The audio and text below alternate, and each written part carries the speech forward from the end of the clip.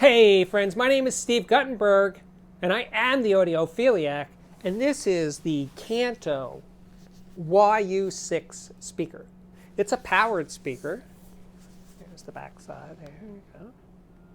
And you know what? It's actually really nice. So when I got it, I for some reason I thought it was a desktop speaker. But when I tried it on my desktop, I wasn't impressed terribly. I mean, I thought my Atom Audio F5 speakers, which are around $500 a pair. This one is $479 a pair.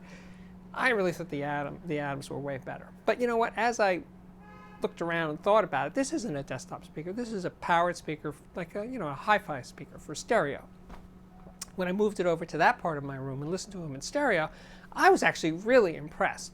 First of all, they sound kind of bigger than they are. They're not that big. I have a 5-inch woofer, a 1-inch silk dome tweeter, and they have 200 watts in this speaker that I just showed you, and it powers the left speaker, which is passive. So, but it has Bluetooth. It's got 2 optical inputs. It doesn't have a USB input, which is kind of a hint that it's not really a desktop speaker. But it's a fun speaker. It kicks ass. I used it as a home theater stereo speaker without a subwoofer. It has a subwoofer output, by the way, which I think is cool. And I watched Handmaid's Tale. I watched The Revenant. And it does home theater really well. Better than a soundbar would be for that kind of money. Now, a soundbar that comes with a wireless sub will have more oomph on the bottom. But this speaker really isn't lacking in bottom, but not like subwoofer level of bottom. But it's got better mid-range, it's more open, more spacious sounding, and if you listen to more music than watch movies, it's definitely ahead of a soundbar, because soundbars kind of are really compromised sounding for music.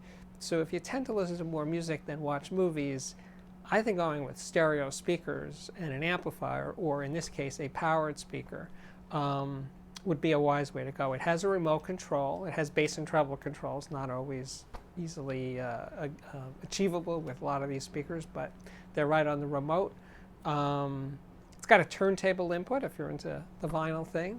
So it actually covers a lot of bases. It sounds really good, though. The retail price is $479. I've seen it for less than $350 at Walmart. It's kind of confusing. You can jump around. If you search long enough, you can find them for $350 in the USA.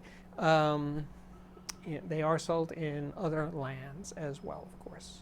So I'd say it's a thumbs up on this Kanto. It's the YU6 stereo speakers.